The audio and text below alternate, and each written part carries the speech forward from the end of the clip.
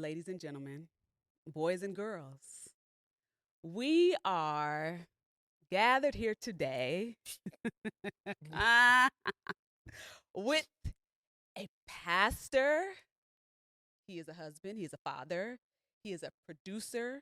He is, if not the greatest drummer in all of the world, he is a singer, a composer, he is a friend, he's a comedian.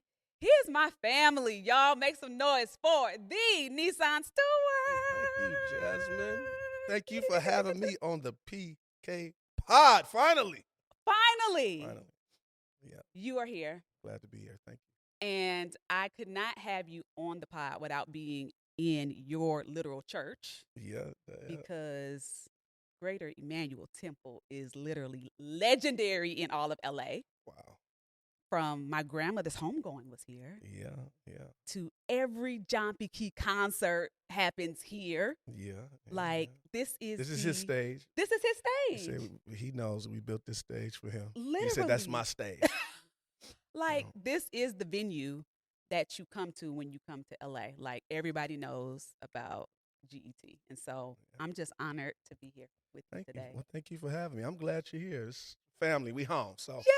let's talk like we at home. It's a reunion. You know what I'm saying? We got to Yeah. take the people back. Yes. Yes. Yes. Because before you were pastoring Sunday after Sunday, exegeting the text, you were touring, you were program directing for some very big names. Yeah. I mean, you've been doing this thing for a while. You've worked with, Jay-Z, Beyoncé, Jamie Foxx, Coco Jones. I mean, you have so many names. It's going to take my whole episode. I don't have the capacity. And while doing it for TV shows like Dancing with the Stars, like I'm just trying to figure out, first question out, just off the cuff. How do you balance both worlds? Well, that's such a powerful question. The answer is lengthy. I'll try to explain it the best way I can. For me, now in this stage, first of all, I've been pastoring now. It's been 14 years. 14 It's been 14 years. It doesn't seem like it until I get in the mirror. I start looking at these grays. But for me, the primary job of my life, my existence, is pastoring people. That was a hard transition. It was a difficult transition to a degree. But the way I balance it is I take care of the church. I made a promise to God when I accepted ministry in 2004. And it was on a plane ride. I share this all the time. It was on a plane ride from Miami from working on an album with Missy Elliott to come back here when my mother was sick. And I accepted the call to the ministry. And I said, well, Lord, you take care of my work and my opportunities. I promise you I'll take care of church and serving your people, whatever that looks like, not knowing that it was going to be a pastor. So I lead with that. So I'm here Sundays.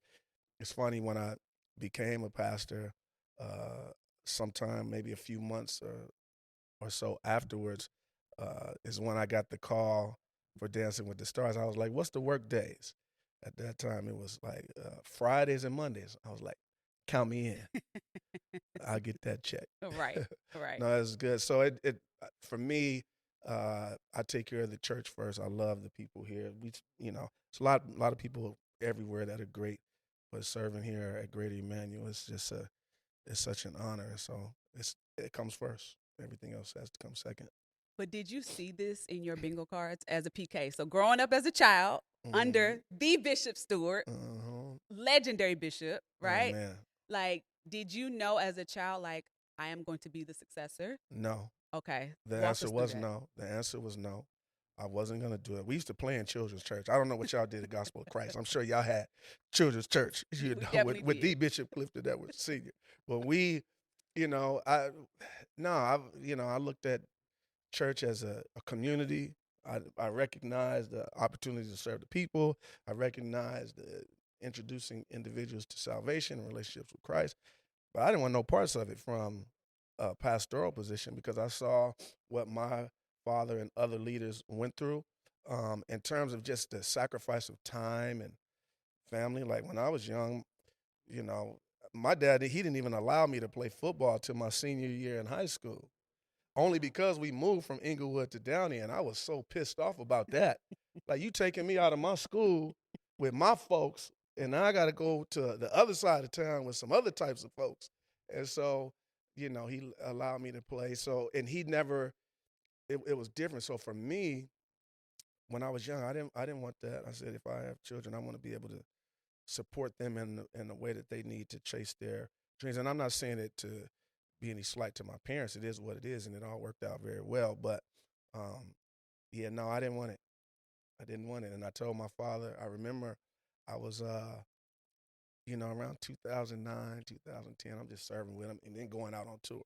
And then back then we had only Skype, so I would sit in meetings and listen to meetings on my computer. Me and Rapture, we in Ireland or Dublin or something like that. Somewhere in Europe, and I'm listening to certain meetings, and my dad is like, "Yeah, well, you gonna be the one." I'm like, "Nah, whoever you say is gonna be the one. Let it be whoever God says, because I don't believe in nepotism when it comes to ministry. I do not. We've seen many times where a pastor, uh, you know, uh, caused their son or daughter to assume the responsibility, and it just went south because they've treated it like a family business, and that's not the way it should be. Ministry should not be that. So I was totally against it, but I did say, well, if you go see who the Lord said, you go pray about it. You go ahead and pray. I'm gonna just be a servant. Whoever you put in, I'm gonna serve with them. Cause see, at that time, I had traveled the world, been on a lot of records, sold millions of records. I was preparing to be a record executive. I wanted to go into the executive side of things. Um, and then my father hit me one day after time. He said, "The Lord says it's you, so get ready." I'm like, God didn't tell me that. He didn't tell me that. And then the crazy part is, as most people know, my father then unexpectedly passed 40 days after he installed me as the pastor. And so I'm like, dang, I don't even have no help. I don't even have no crutch. So it was one of them things, and it was, it was challenging. But needless to say, I know that it was a God thing, and I just accepted it. And I said, Lord, you're going to have to help your boy out with this. And we've been good, and I enjoy just serving God's people in that leadership position. That's incredible. Like, it's incredible, one, that God told your father, right? You didn't fight him to the point of where you were like, absolutely not. Right. Like you said, okay, I believe that God talks to you, and I'm going to submit to this, even though I may not agree to it. Because I think a lot of us PKs would be like, yeah. Well, sorry, try again, right? Because to your point about we make it a family business versus realizing like this is literally God's bride, like this is the church. Exactly. It doesn't necessarily have to be tied to the last name that started it, right? Correct, absolutely. What are you telling your kids, like as it pertains to legacy of this ministry? I just tell them, always love and serve your church and love the people, because of course they here at Greater Emmanuel, they love our kids, and it's so great. And I don't ever want to force anything on them. But what's funny is Charlie, our baby girl, she would come up here and be like, "I'm going to preach. I'm going to preach." I don't think she's on that now, as she'll be 13 in a few days. But but we just want to teach them the word and let the Lord, just organically, whatever their journey is in life.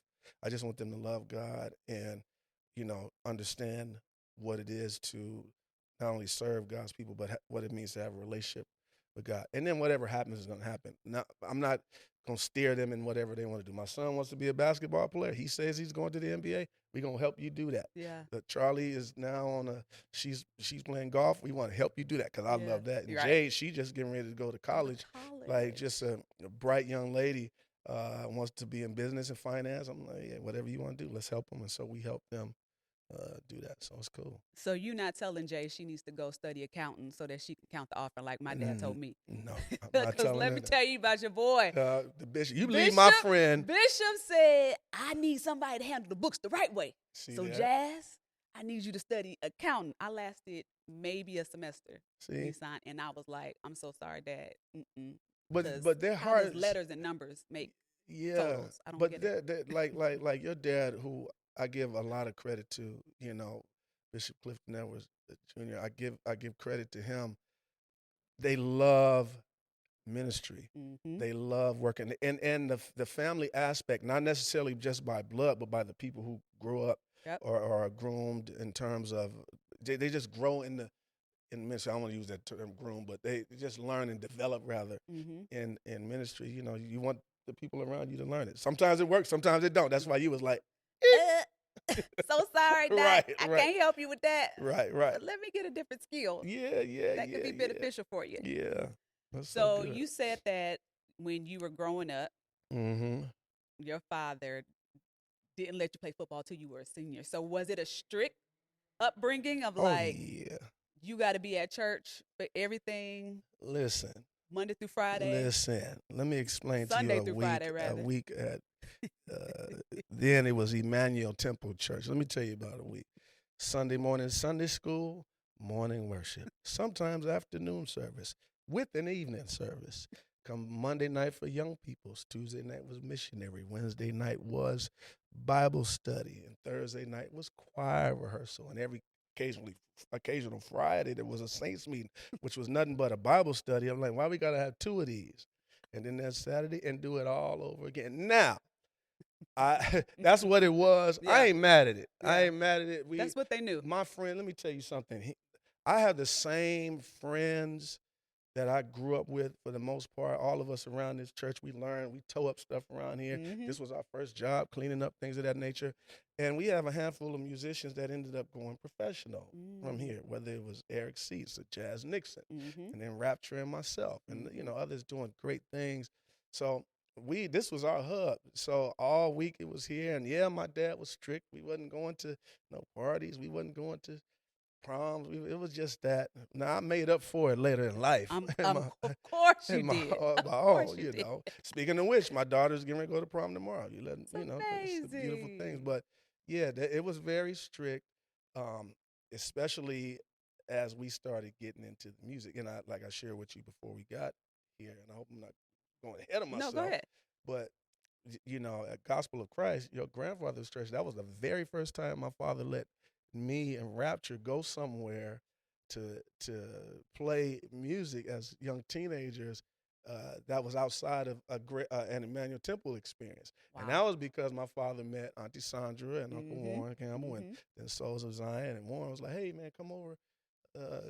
We going to do this gig at Gospel of Christ Sunday afternoon. And we like, Dad, we going?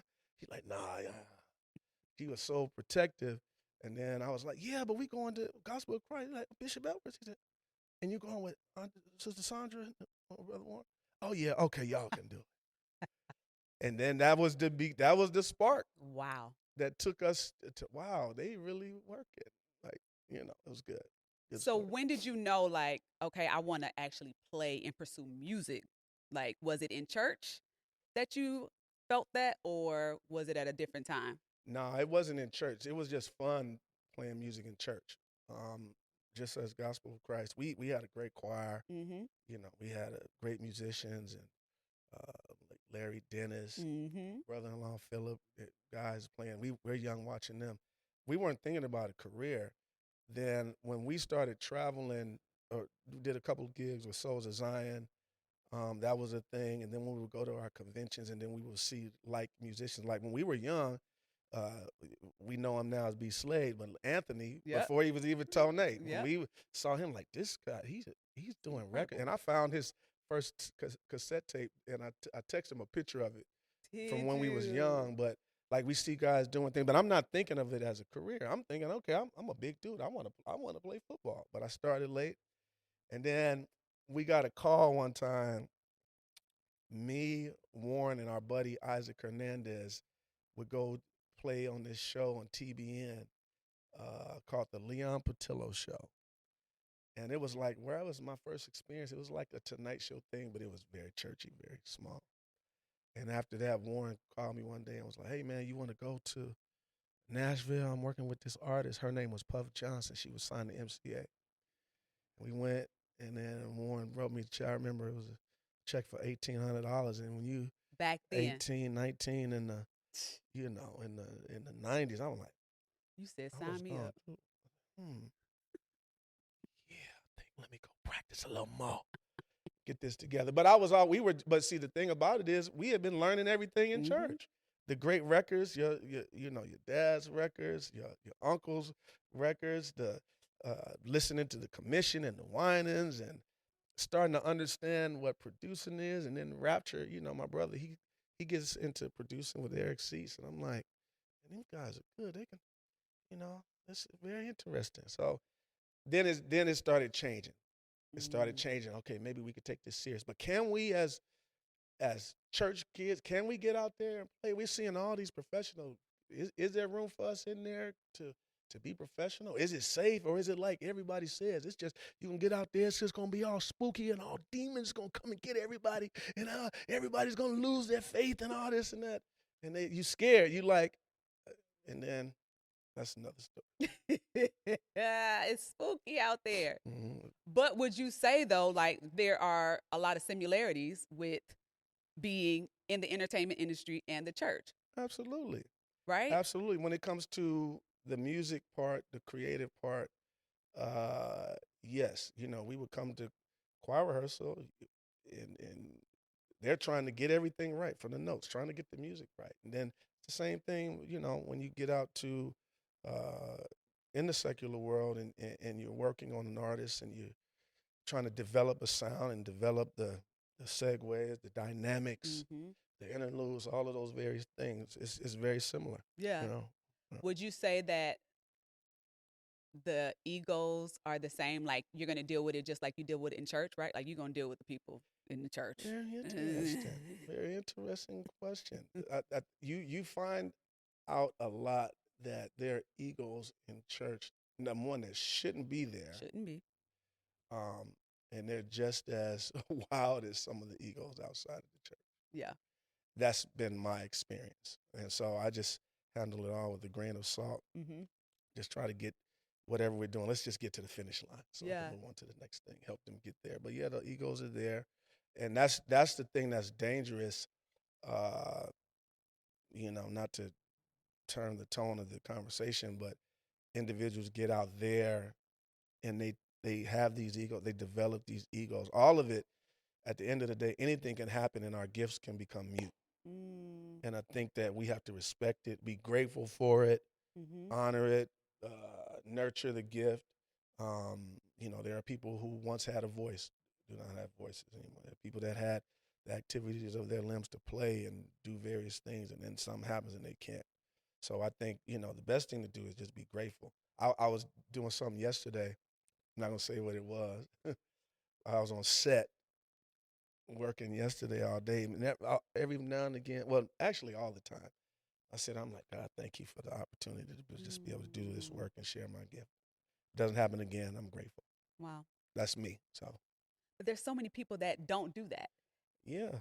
And it's just like just being cognizant of like, literally, you gifted me in this capacity. At least I could do is just thank you in a moment. Be thankful for the gift. It's to be creative in this space is you're a creative. I'm a creative. For all creatives out there, it's just such a blessing to even be able to do anything creative. I mean, it doesn't have to be in music either. But just when you do it and you create a good product, you're like, man, wow, I did that. So I approach it with grace because it could change. And then there's a lot of people that's doing it that they're far more talented than me, but they don't get the opportunity. I can't speak to that. I'll just take mine. I'll be grateful and I'll pray for you on yours. And if I can help, I can. But, I think how you approach it, and just daily, it should be a spirit of thanksgiving for your gift. And I think that's why doors keep opening for you, right? Like you have to have the right posture. Yeah. And I think people who don't understand that with the gift, right? Mm-hmm. Like you have to remain in a posture of gratitude, Yeah.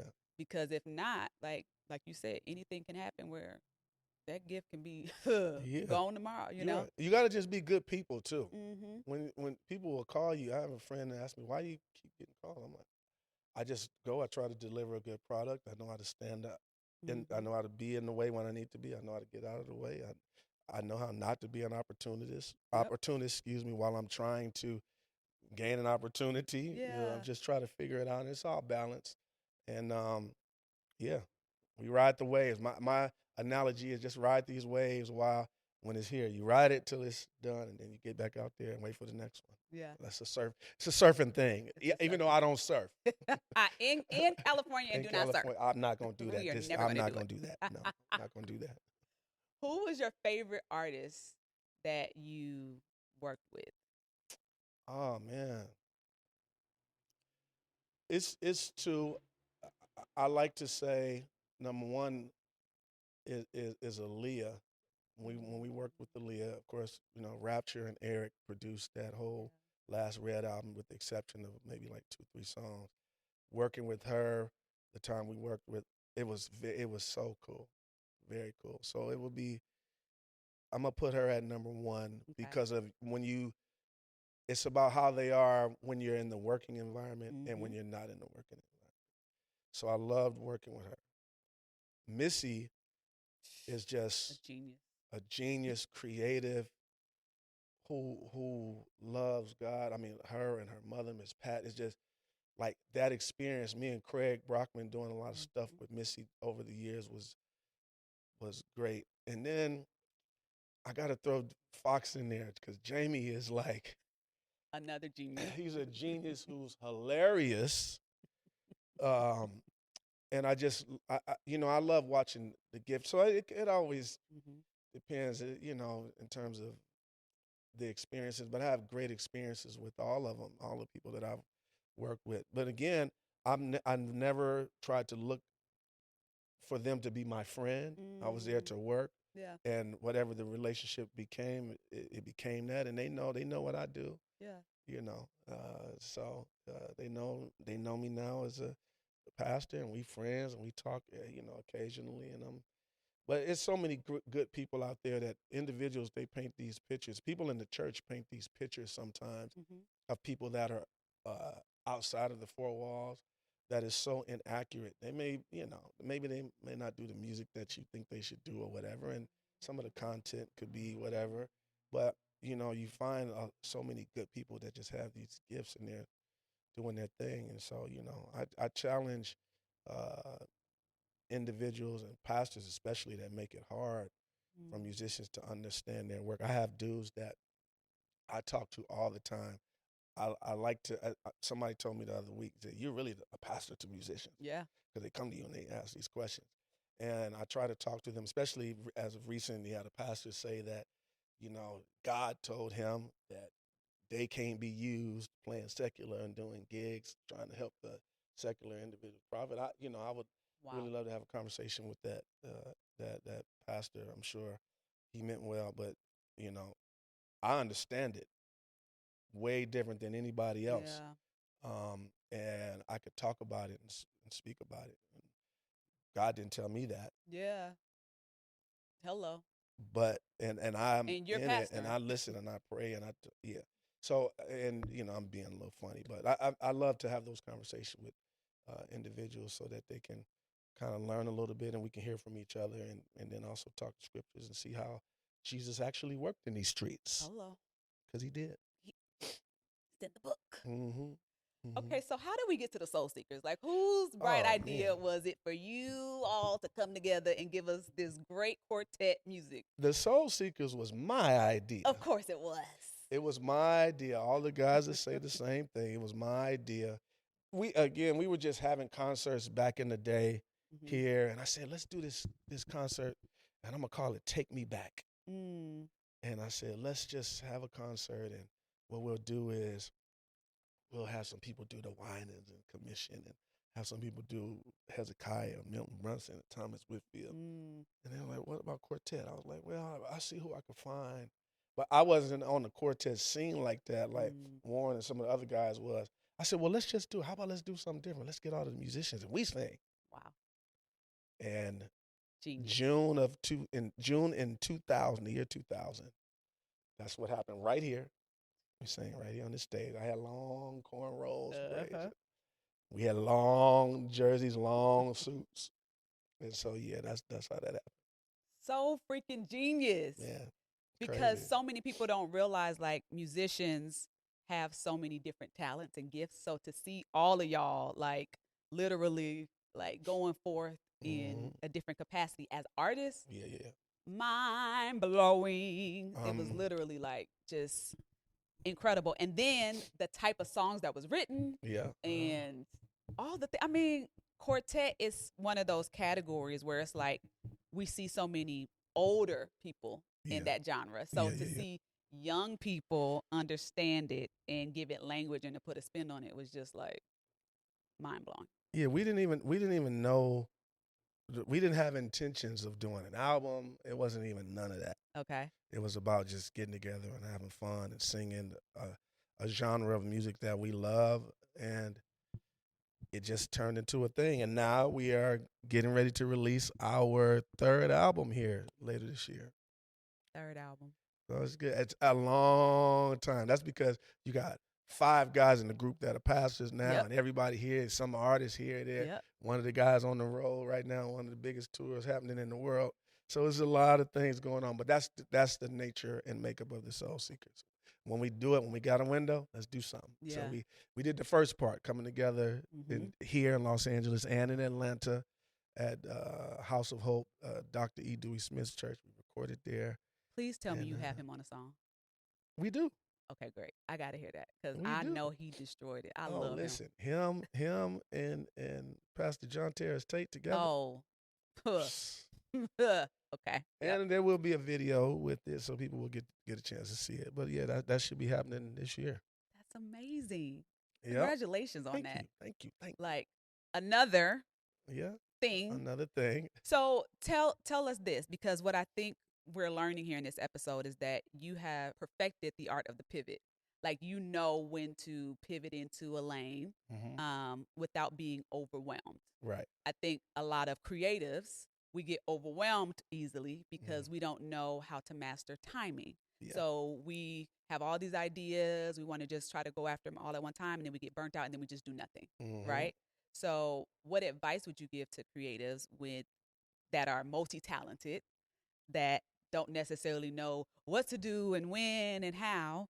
Because clearly you have mastered it enough to where you've been doing well at a great pace. Well, thank you for saying that. But if I could be honest, I haven't mastered it.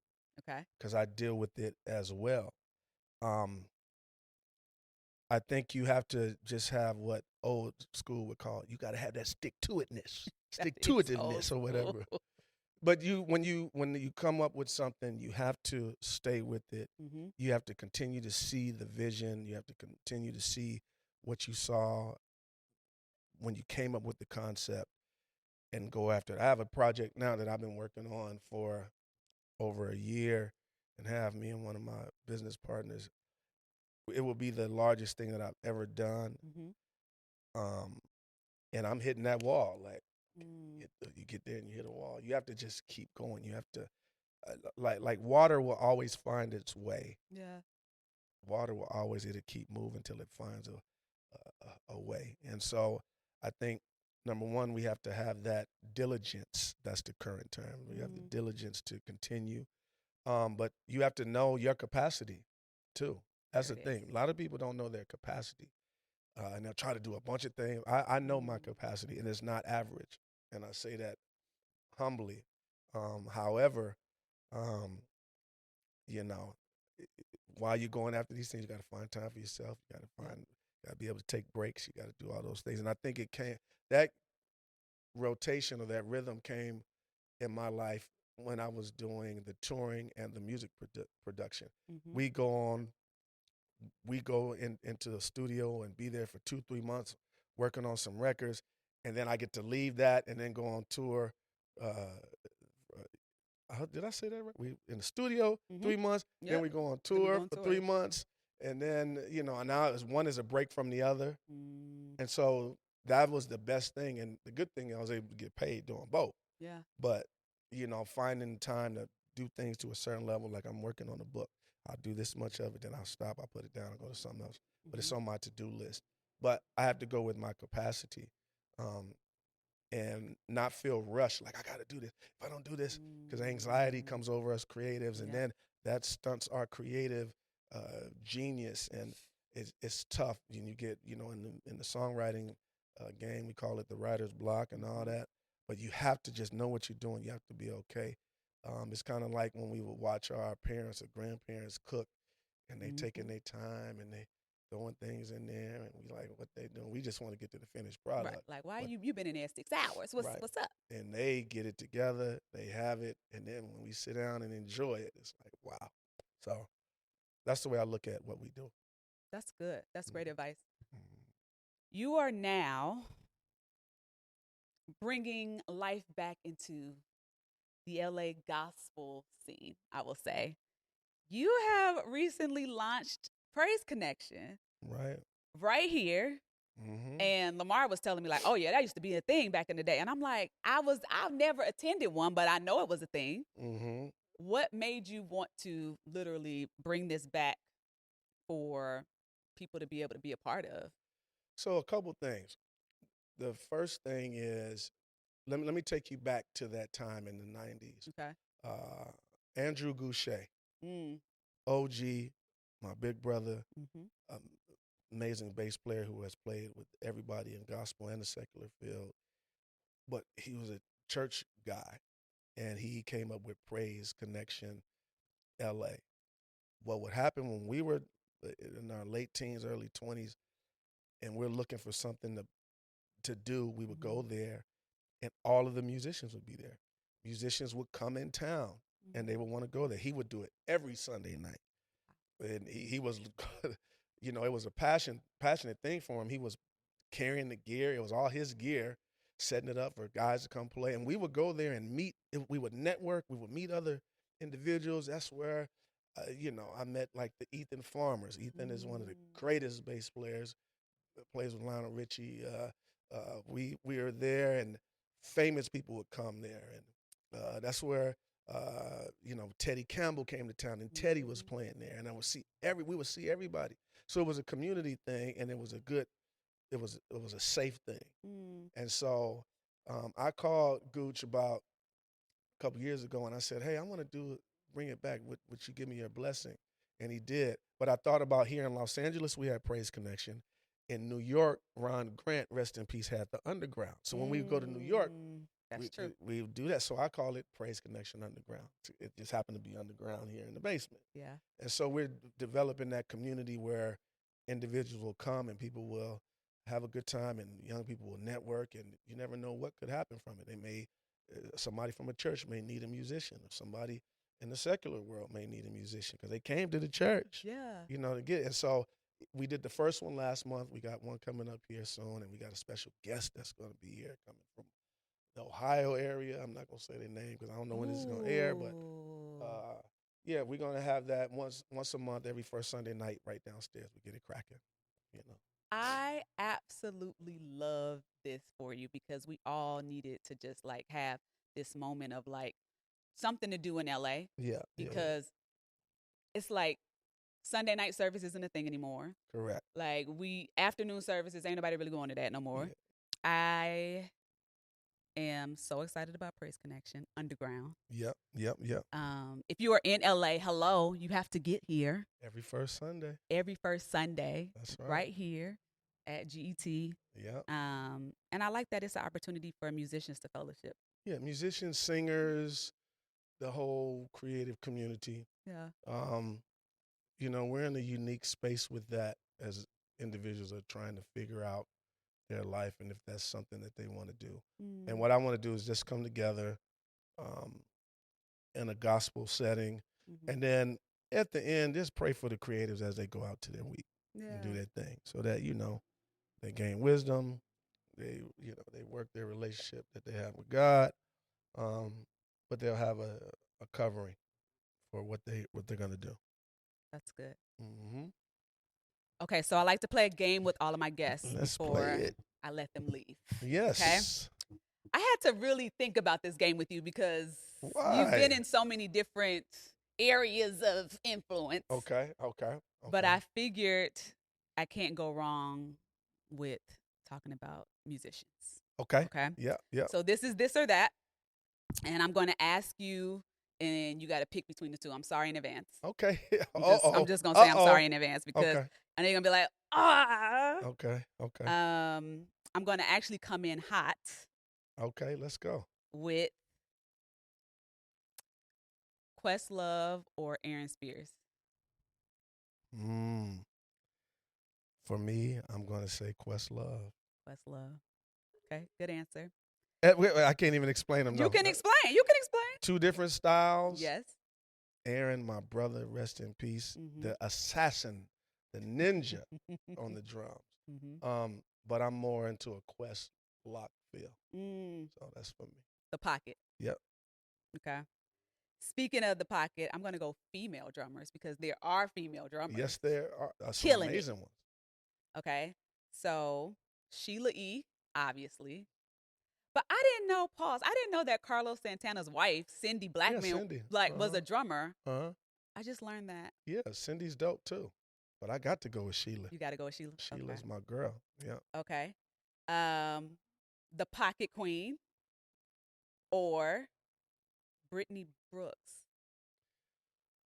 And I know that's tough. Yeah, that's tough. Oh, because Brittany is. But she's again, I'm going to go with the Pocket Queen. Because she stays in the pocket. I like that. Okay. I could dance to the pocket. The other stuff, I can't. I'm going to get lost. I get my shout groove. Going to get off. But okay. Sunday school or Sunday night service? Sunday night service. All day. With testimony service. Oh, praise the Lord, everybody. Service. I said, praise the Lord, everybody, giving honor to the. Yeah. Do you still do testimony service here? No. Does anybody do testimony service? Well, I tell you what we do. We changed it during the pandemic. Well, first of all, we stopped before that. We stopped night service. I stopped night service when my father was alive. And this funny story. He's like, you got to have night service. The people, they get out and find things to do. I said, no, Dad, you got to give people off. Sometimes everybody works hard. Yeah. And the very first time we didn't do night service, he was so excited afterwards.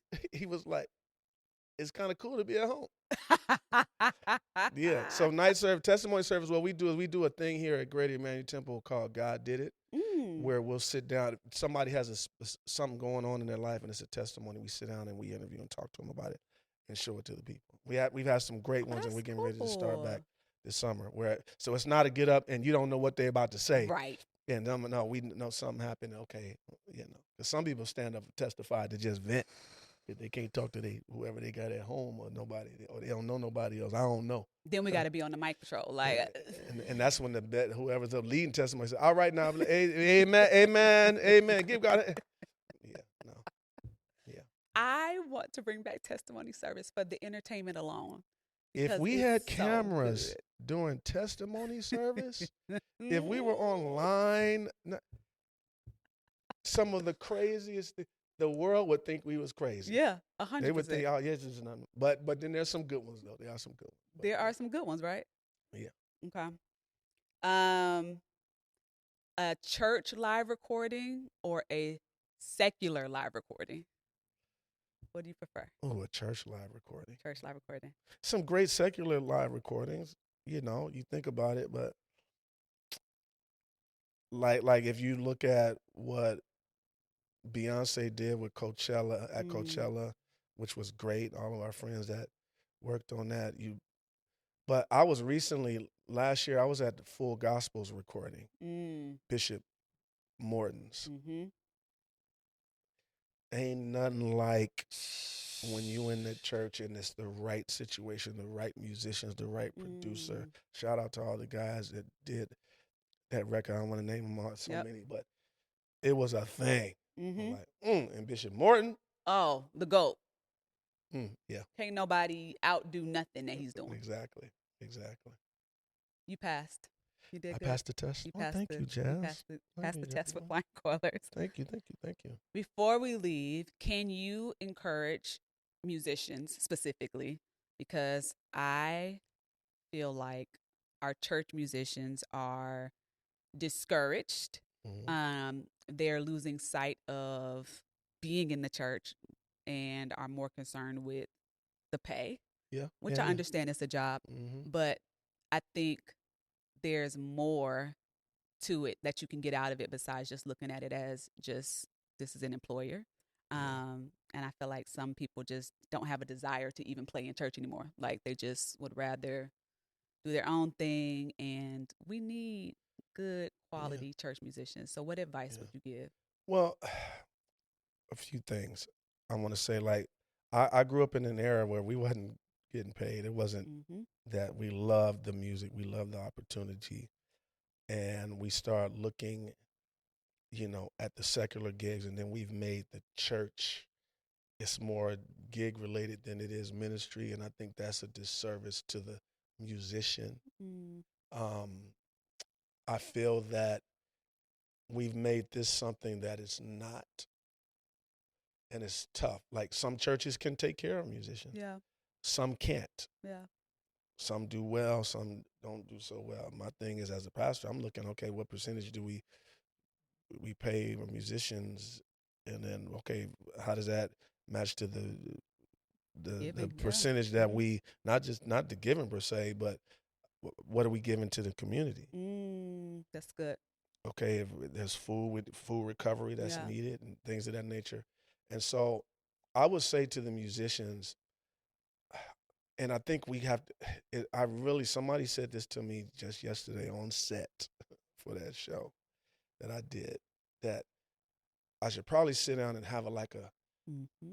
like a just a I don't know. I don't want to call it a seminar because it Like a sounds like that. conclave. Yeah. Yeah. Just get the guys together, girls together, and talk about it because I think we've lost sight of what this is Mm-hmm. because of the many mistakes that leadership has made in Mm, handling musicians. yeah. And I feel that this is not the place you're going to have a career in the church. But it should not be the place that I'm just going to get that little quick diss and then I'm out. And we've turned it into that. And I don't think that God will be pleased with us handling kingdom business that way. Mm, We don't handle we definitely don't handle the secular realm that way. yeah. And so I think we first, if you are a believer, make sure your relationship with God is intact. And then as you read the word and begin to understand, you'll understand servitude, which is not just limited to what we do here, the musicians. We get a spirit of serving, and then make sure you sit with a leader that understands that and that doesn't abuse That's good. the you know the musicians because you see a lot of that. Yeah. Talk to them crazy, do things crazy. I'm not here to name no names, but there's some that do that. Yeah. I would say stay encouraged. If you want to be a professional musician, Mm-hmm. come holler at your boy because me and a few friends we've done it and we still do it. It's almost like I can't retire. I still get calls. Yeah. And I think that the way you position yourself, if you have a relationship with God, the way you position yourself uh, with not only with Him, but how you prepare for the things outside of the church, it's all gonna matter. It's Mm, all gonna matter. But let's be careful. We're in a weird place, and I'm trying to come up with answers for it. But don't give up. If you want to be a professional, the good thing is you don't have to wait to go on tour to get a call to go on tour with somebody. hello. What you can do is if you really have the gift and you've nurtured your gift, you can create your own music and go play for yourself. Our friends are doing it now. We know our brother Corey Henry, who has Mm-hmm. just won I don't know how many Grammys now, Too many. doing his thing, and it's amazing. I look at Jubu, who's Mm-hmm. traveling doing his thing. He was in Maze with Frankie Beverly for years and worked with so many of us together. Now he's doing his own thing.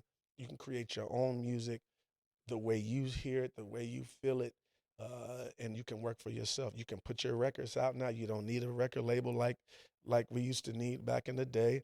So there's really no excuse. But if you're waiting to play with all the top 10 artists, it's only 10 of them. Hello. And there's about 10 million drummers. So you got to look at it different. It's business. It's all that, you know. Yeah. Yep.